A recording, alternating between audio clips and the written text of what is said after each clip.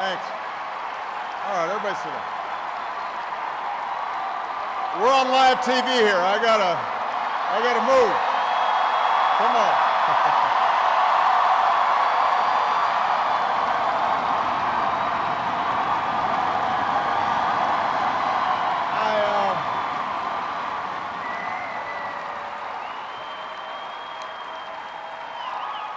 You can tell that I'm you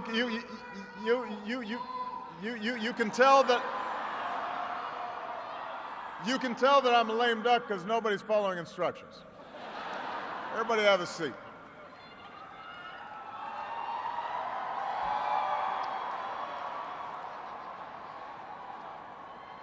My fellow Americans,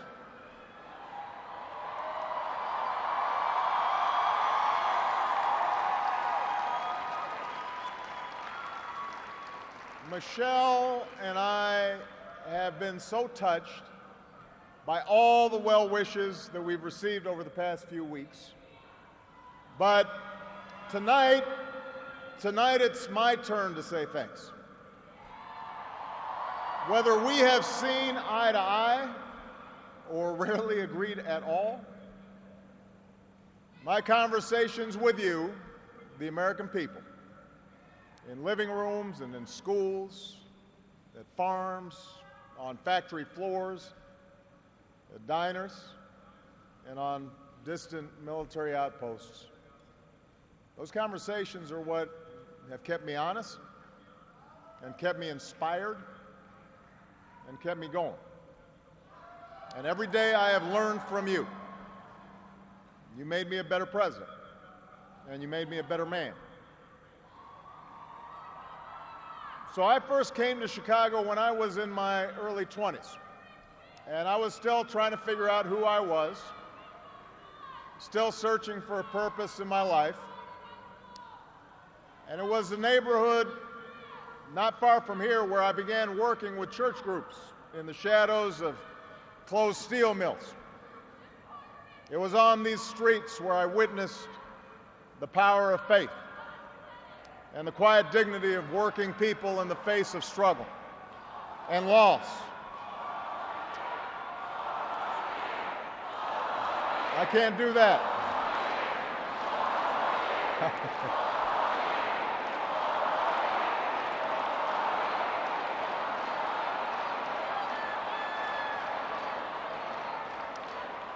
Now, this is where I learned that change only happens when ordinary people get involved and they get engaged and they come together to demand it. After 8 years as your president, I still believe that. And it's not just my belief. It's the beating heart of our American idea, our bold experiment in self-government. It's the conviction that we are all created equal, endowed by our Creator with certain unalienable rights, among them life, liberty, and the pursuit of happiness. It's the insistence that these rights, while self-evident, have never been self-executing. That we, the people, through the instrument of our democracy, can form a more perfect union. What a radical idea. The great gift that our founders gave to us. The freedom to chase our individual dreams through our sweat and toil and imagination, and the imperative to strive together as well to achieve a common good, a greater good. For 240 years, our nation's call to citizenship has given work and purpose to each new generation. It's what led patriots to choose republic over tyranny, pioneers to trek west, slaves to brave that makeshift railroad to freedom. It's what pulled immigrants and refugees across oceans in the Rio Grande. It's what pushed women to reach for the ballot It's what powered workers to organize. It's why GIs gave their lives at Omaha Beach, in Iwo Jima, Iraq, and Afghanistan. And why men and women from Selma to Stonewall were prepared to give theirs as well. So that's what we mean when we say America's exceptional. Not that our nation's been flawless from the start, but that we have shown the capacity to change and make life better for those who follow. Yes, our progress has been uneven. The work of democracy has always been hard. It's always been contentious. Sometimes it's been bloody. For every 2 steps forward, it often feels we take 1 step back. But the long sweep of America has been defined by forward motion, a constant widening of our founding creed to embrace all, and not just some.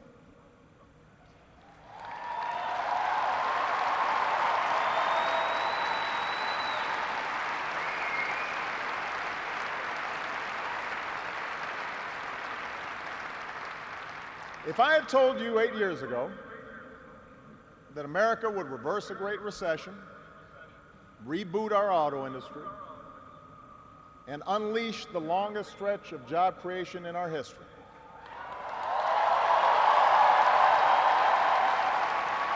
if I had told you that we would open up a new chapter with the Cuban people, shut down Iran's nuclear weapons program without firing a shot, take out the mastermind of 9/11. If I had told you that we would win marriage equality and secure the right to health insurance for another 20 million of our fellow citizens,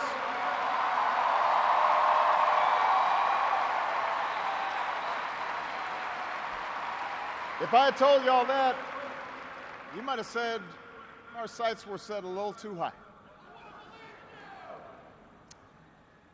But that's what we did. That's what you did. You were the change. You answered people's hopes. And because of you, by almost every measure, America is a better, stronger place than it was when we started.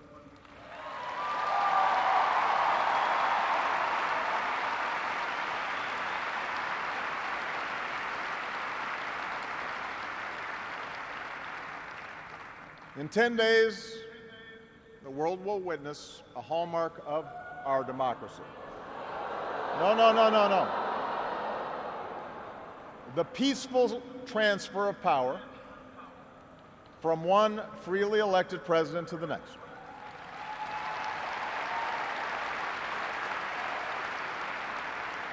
I committed to President-elect Trump that my administration would ensure the smoothest possible transition, just as President Bush did for me. Because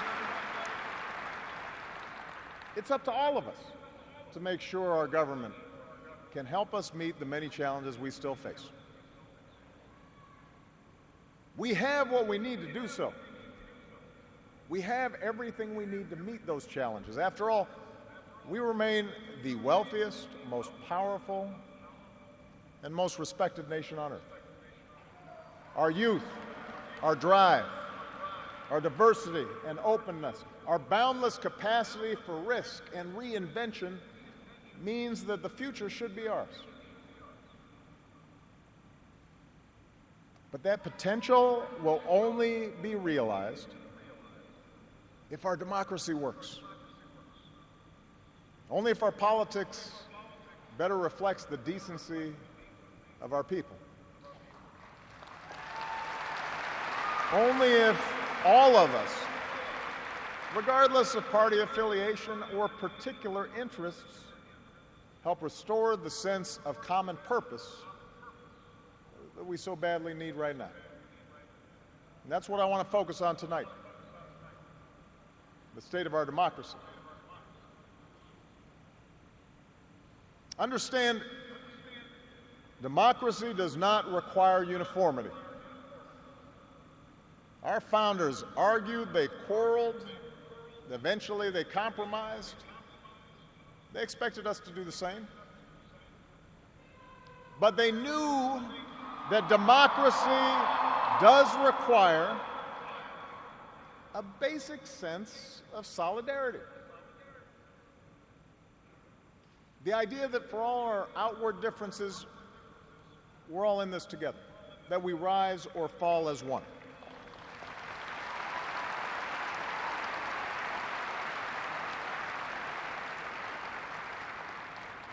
There have been moments throughout our history that threatened that solidarity. And the beginning of this century has been one of those times. A shrinking world, growing inequality, demographic change, and the specter of terrorism. These forces haven't just tested our security and our prosperity, but are testing our democracy as well. And how we meet these challenges to our democracy will determine our ability to educate our kids and create good jobs and protect our homeland. In other words, it will determine our future. To begin with, our democracy won't work without a sense that everyone has economic opportunity. And the good news is that today the economy is growing again. Wages, incomes, home values, and retirement accounts are all rising again. Poverty is falling again.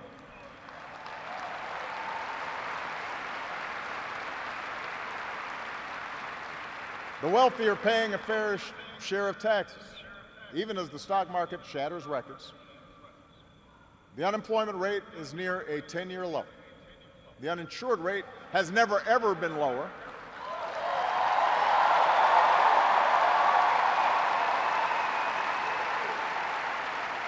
Healthcare costs are rising at the slowest rate in 50 years. And I've said, and I mean it, if anyone can put together a plan that is demonstrably better than the improvements we've made to our healthcare system, that covers as many people at less cost, I will publicly support it.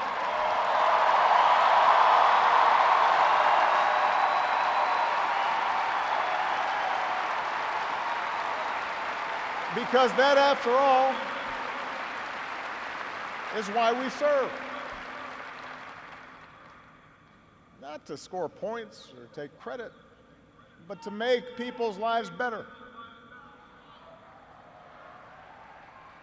But for all the real progress that we've made, we know it's not enough. Our economy doesn't work as well or grow as fast when a few prosper at the expense of a growing middle class and ladders for folks who want to get into the middle class. That's the economic argument, but stark inequality is also corrosive to our democratic idea. While the top 1% has amassed a bigger share of wealth and income, too many of our families in inner cities and in rural counties have been left behind. The laid-off factory worker, the waitress or healthcare worker who's just barely getting by and struggling to pay the bills, convinced that the game is fixed against them, that their government only serves the interests of the powerful. That's a recipe for more cynicism and polarization in our politics. Now, there are no quick fixes to this long-term trend. I agree, our trade should be fair and not just free. But the next wave of economic dislocations won't come from overseas. It will come from the relentless pace of automation that makes a lot of good middle-class jobs obsolete. And so we're going to have to forge a new social compact to guarantee all our kids the education they need, to give workers the power to unionize for better wages, to update the social safety net to reflect the way we live now, and make more reforms to the tax code so corporations and individuals who reap the most from this new economy don't avoid their obligations to the country that's made their very success possible.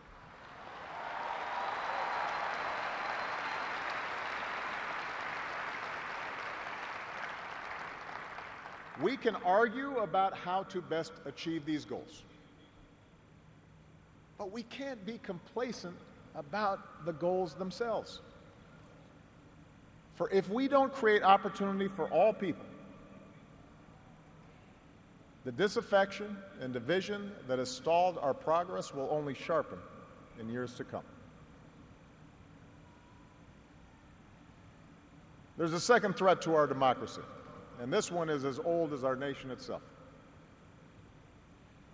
After my election, there was talk of a post-racial America. And such a vision, however well intended, was never realistic. Race remains a potent and often divisive force in our society. Now, I've lived long enough to know that race relations are better than they were 10 or 20 or 30 years ago, no matter what some folks say. You can see it not just in statistics, you see it in the attitudes of young Americans across the political spectrum. But we're not where we need to be. And all of us have more work to do. If every economic issue is framed as a struggle between a hardworking white middle class and an undeserving minority, then workers of all shades are going to be left fighting for scraps while the wealthy withdraw further into their private enclaves.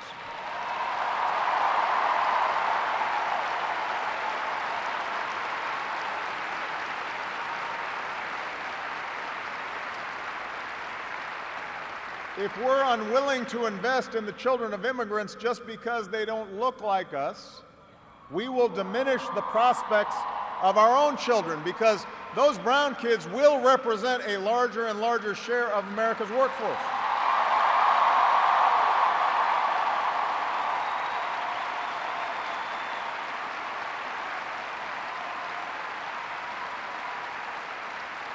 And we have shown that our economy doesn't have to be a zero-sum game.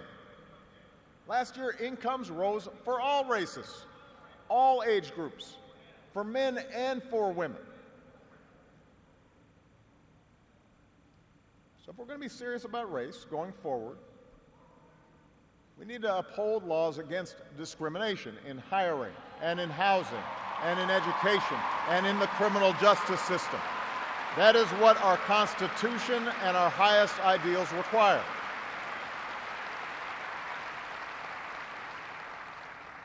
But laws alone won't be enough.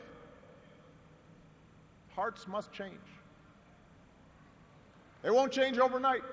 Social attitudes oftentimes take generations to change. But if our democracy is to work the way it should in this increasingly diverse nation, then each one of us need to try to heed the advice of a great character in American fiction, Atticus Finch, who said, "You never really understand a person until you consider things from his point of view, until you climb into his skin and walk around in it."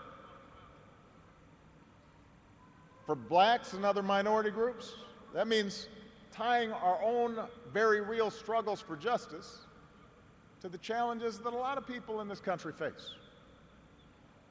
Not only the refugee or the immigrant or the rural poor or the transgender American, but also the middle-aged white guy who, from the outside, may seem like he's got advantages, but has seen his world upended by economic and cultural and technological change. We have to pay attention and listen.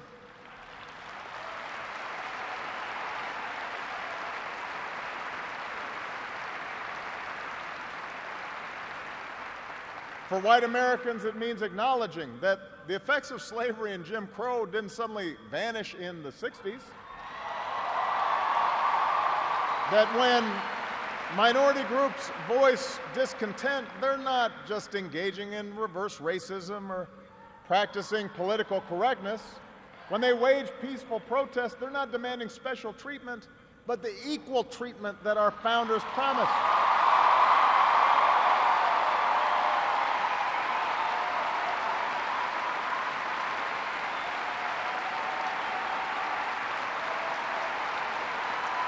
For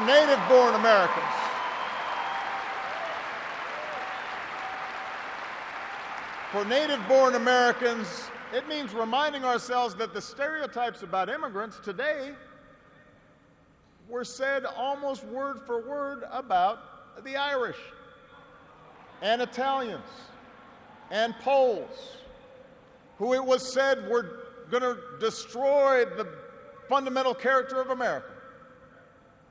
And as it turned out, America wasn't weakened by the presence of these newcomers. These newcomers embraced this nation's creed, and this nation was strengthened. So, regardless of the station that we occupy, we all have to try harder. We all have to start with the premise that each of our fellow citizens loves this country just as much as we do, that they value hard work and family just like we do, that their children are just as curious and hopeful and worthy of love as our own.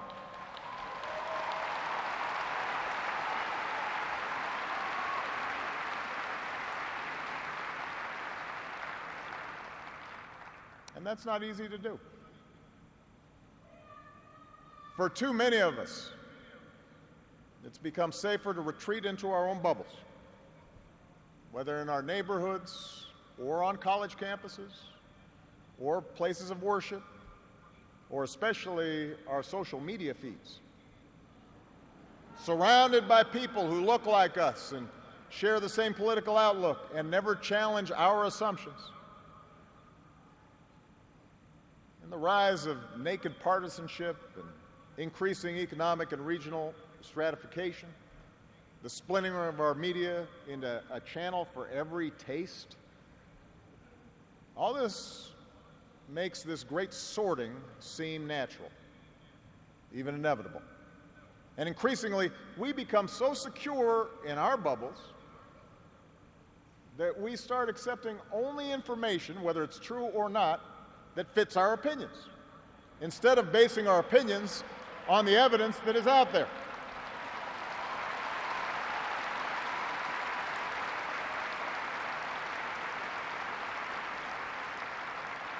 And this trend represents a third threat to our democracy.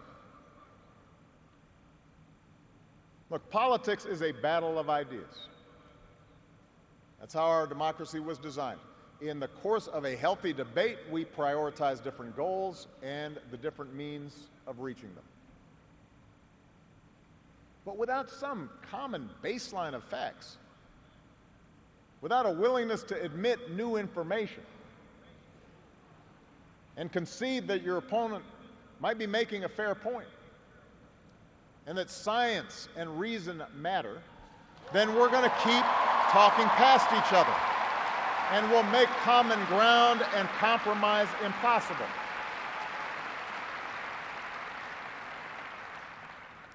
And isn't that part of what so often makes politics dispiriting?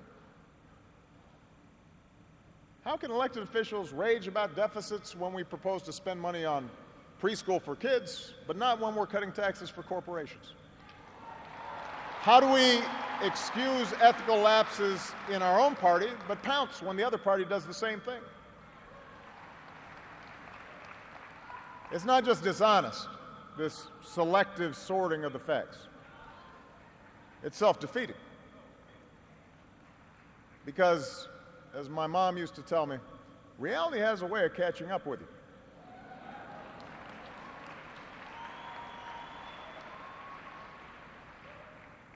Take the challenge of climate change. In just 8 years, we've halved our dependence on foreign oil. We've doubled our renewable energy. We've led the world to an agreement that has the promise to save this planet.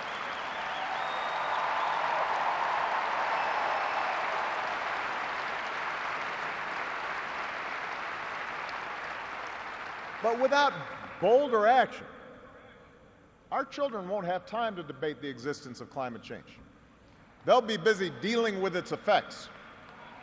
More environmental disasters, more economic disruptions, waves of climate refugees seeking sanctuary. Now, we can and should argue about the best approach to solve the problem. But to simply deny the problem not only betrays future generations, it betrays the essential spirit of this country, the essential spirit of innovation and practical problem solving that guided our founders.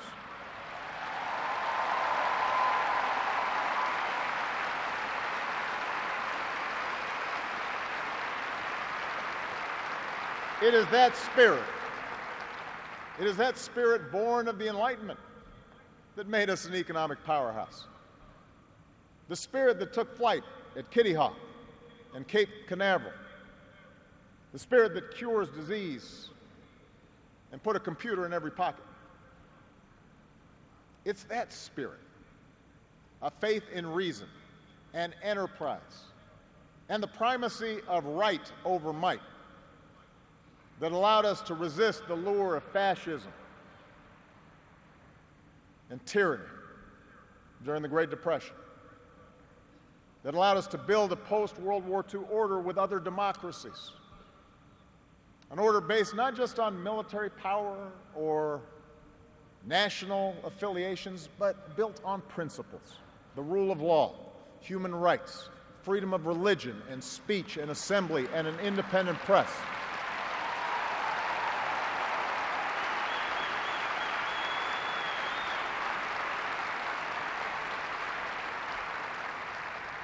That order is now being challenged.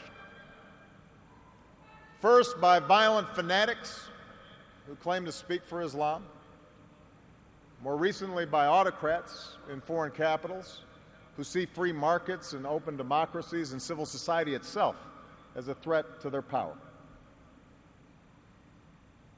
The peril each poses to our democracy is more far-reaching than a car bomb or a missile.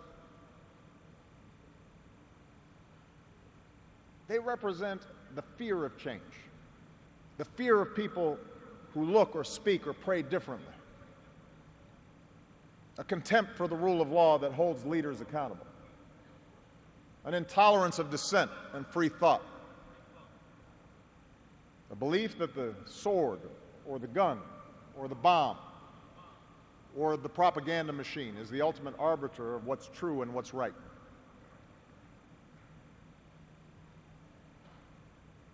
Because of the extraordinary courage of our men and women in uniform, because of our intelligence officers and law enforcement and diplomats who support our troops, no foreign terrorist organization has successfully planned and executed an attack on our homeland these past 8 years. And although Boston and Orlando and San Bernardino and Fort Hood remind us of how dangerous radicalization can be, our law enforcement agencies are more effective and vigilant than ever. We have taken out tens of thousands of terrorists, including bin Laden.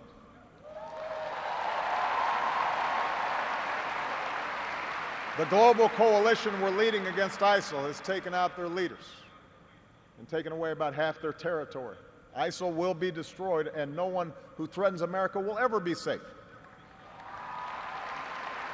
And to all who serve or have served, it has been the honor of my lifetime to be your commander-in-chief.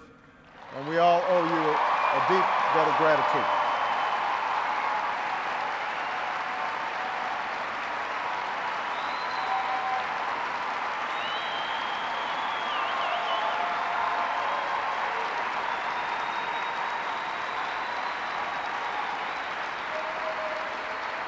But protecting our way of life, that's not just the job of our military. Democracy can buckle when it gives in to fear. So just as we, as citizens, must remain vigilant against external aggression, we must guard against a weakening of the values that make us who we are. And that's why for the past 8 years, I've worked to put the fight against terrorism on a firmer legal footing. That's why we've ended torture, worked to close Gitmo, reformed our laws governing surveillance to protect privacy and civil liberties. That's why I reject discrimination against Muslim Americans, who are just as patriotic as we are.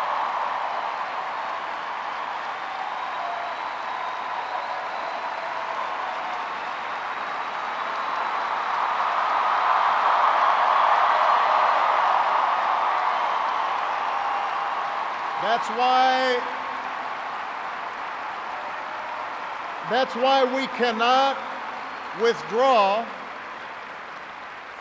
That's why we cannot withdraw from big global fights to expand democracy and human rights and women's rights and LGBT rights. No matter how imperfect our efforts, no matter how expedient ignoring such values may seem, that's part of defending America. For the fight against extremism and intolerance and sectarianism and chauvinism are of a piece with the fight against authoritarianism and nationalist aggression. If the scope of freedom and respect for the rule of law shrinks around the world, the likelihood of war within and between nations increases. And our own freedoms will eventually be threatened. So let's be vigilant but not afraid. ISIL will try to kill innocent people. But they cannot defeat America unless we betray our Constitution and our principles in the fight.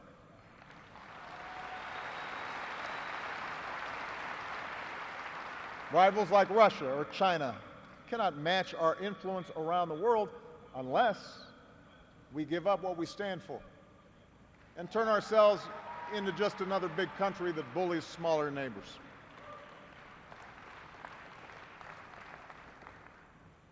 Which brings me to my final point.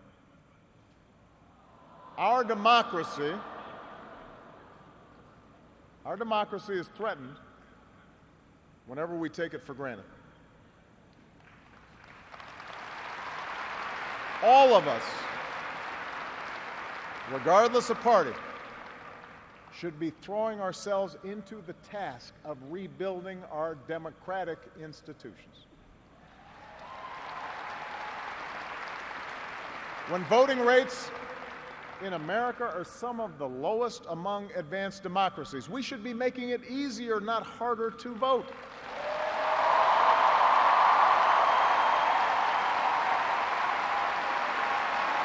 When trust in our institutions is low, we should reduce the corrosive influence of money in our politics and insist on the principles of transparency and ethics in public service. When Congress is dysfunctional, we should draw our congressional districts to encourage politicians to cater to common sense and not rigid extremes.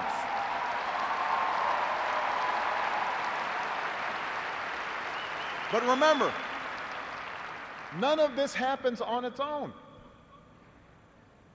All of this depends on our participation, on each of us accepting the responsibility of citizenship, regardless of which way the pendulum of power happens to be swinging.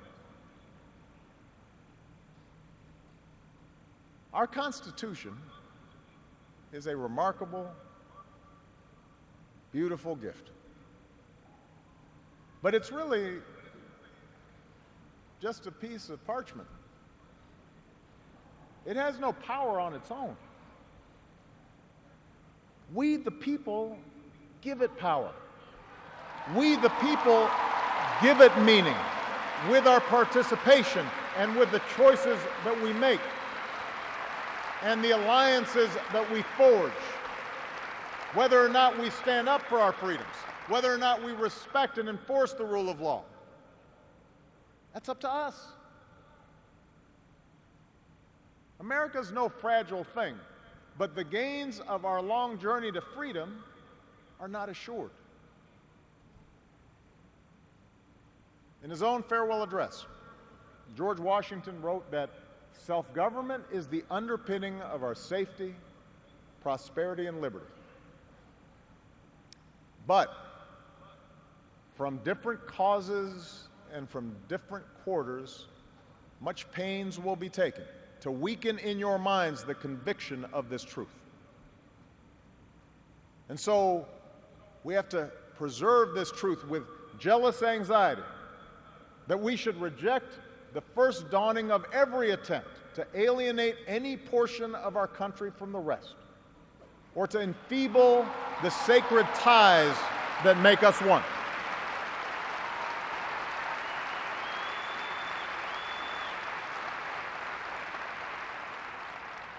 America, we weaken those ties when we allow our political dialogue to become so corrosive that people of good character aren't even willing to enter into public service.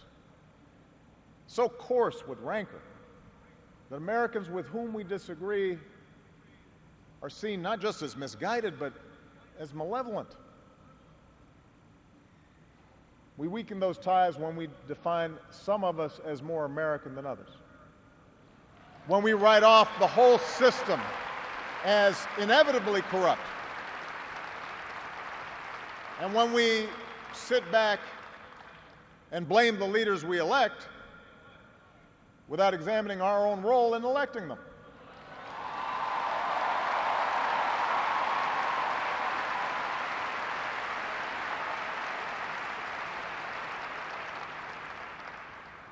It falls to each of us to be those anxious, jealous guardians of our democracy. To embrace the joyous task we've been given to continually try to improve this great nation of ours.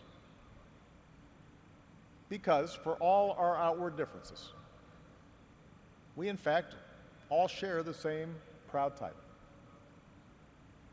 The most important office in a democracy. Citizen.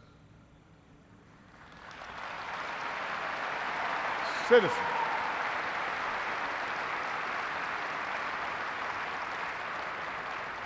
So you see, that's what our democracy demands.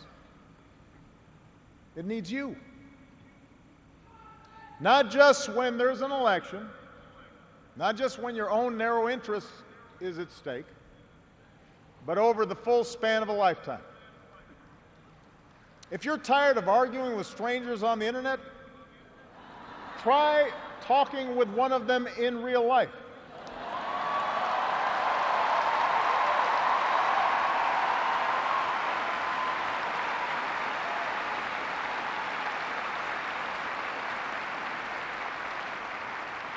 If something needs fixing, then lace up your shoes and do some organizing.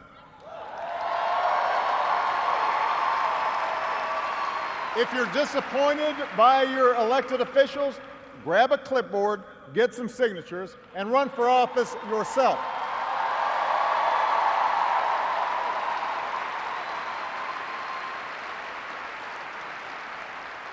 Show up. Dive in. Stay at it.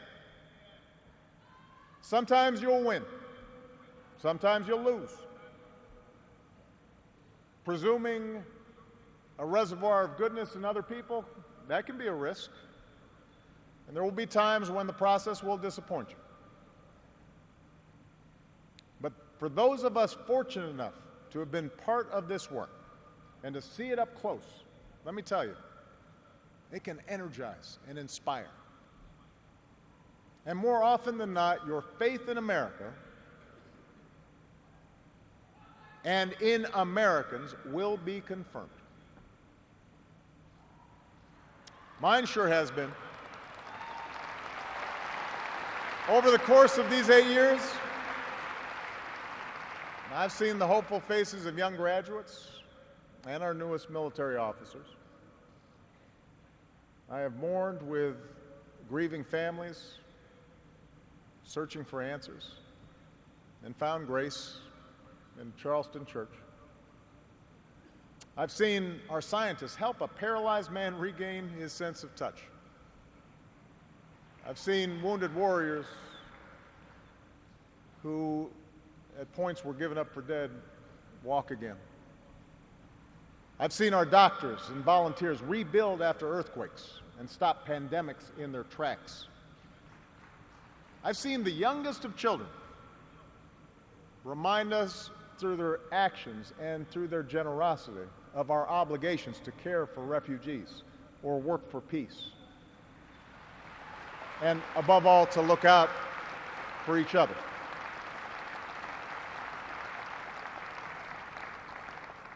So that faith that I placed all those years ago, not far from here, in the power of ordinary Americans to bring about change, that faith has been rewarded in ways I could not have possibly imagined. And I hope your faith has too. Some of you here tonight or watching at home, you were there with us in 2004, in 2008, 2012.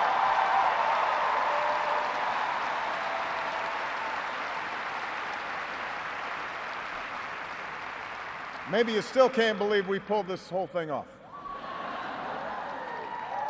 Let me tell you, you're not the only ones. Michelle,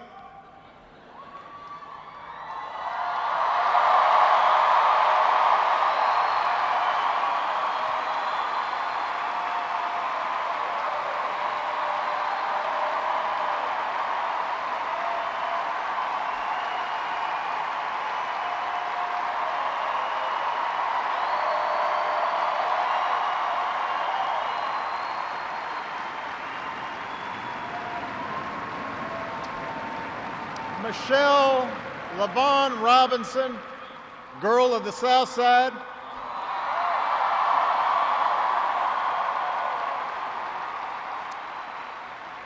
For the past 25 years, you have not only been my wife and mother of my children, you have been my best friend.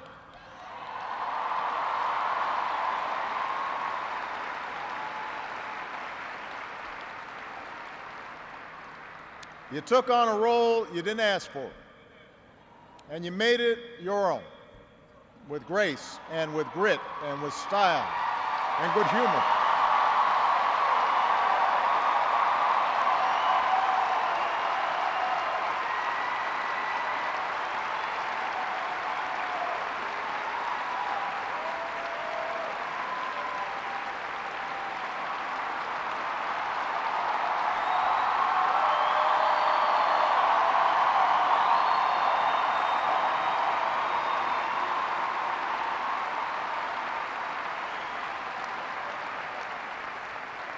You made the White House a place that belongs to everybody. And a new generation sets its sights higher because it has you as a role model. So you have made me proud, and you have made the country proud.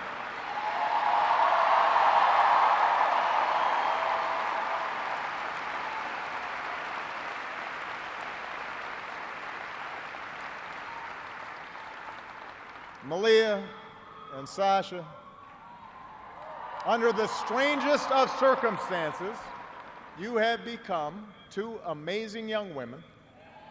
You are smart and you are beautiful, but more importantly, you are kind and you are thoughtful and you are full of passion. And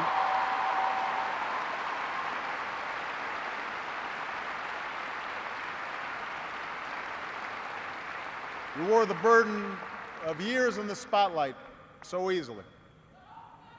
Of all that I have done in my life, I am most proud to be your dad.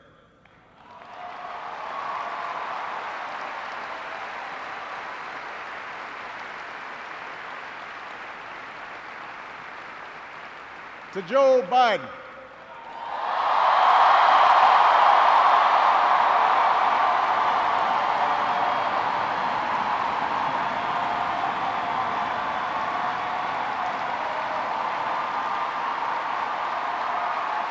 The scrappy kid from Scranton who became Delaware's favorite son.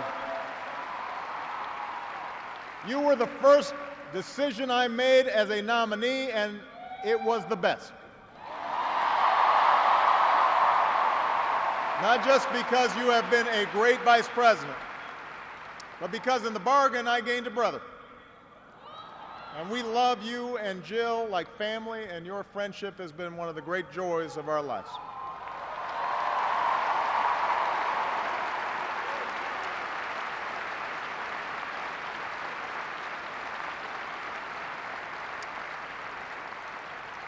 To my remarkable staff,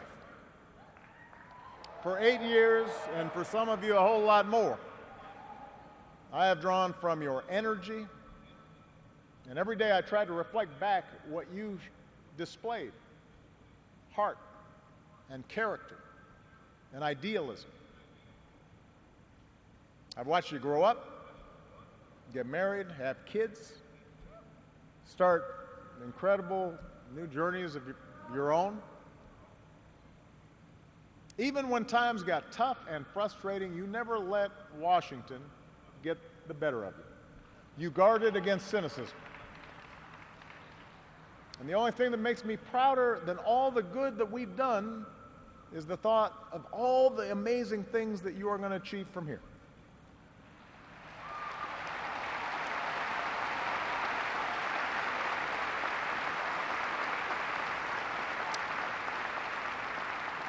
And to all of you out there, every organizer who moved to an unfamiliar town, every kind family who welcomed them in, every volunteer who knocked on doors, every young person who cast a ballot for the first time, every American who lived and breathed the hard work of change, you are the best supporters and organizers anybody could ever hope for, and I will be forever grateful.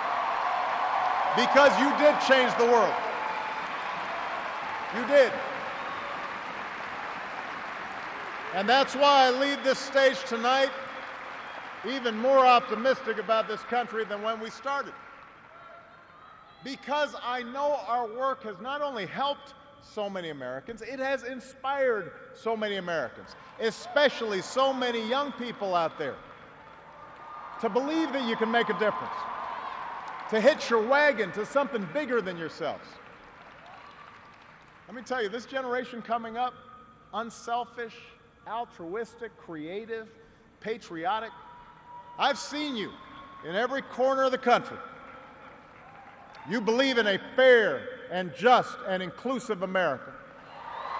You know that constant change has been America's hallmark, that it's not something to fear, but something to embrace. You are willing to carry this hard work of democracy forward. You'll soon outnumber all of us, and I believe as a result, the future is in good hands.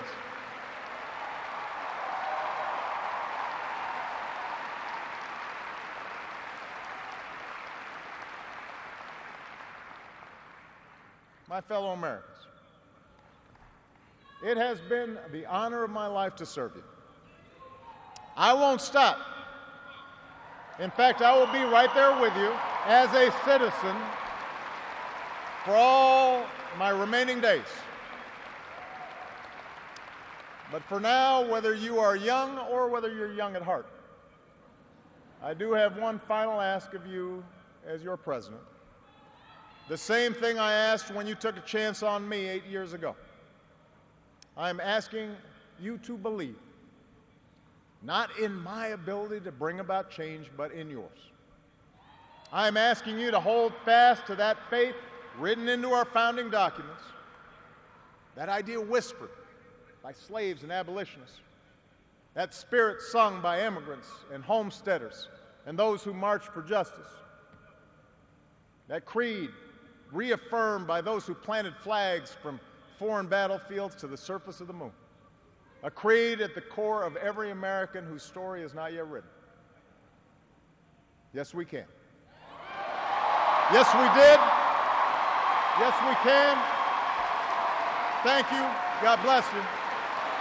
May God continue to bless the United States of America.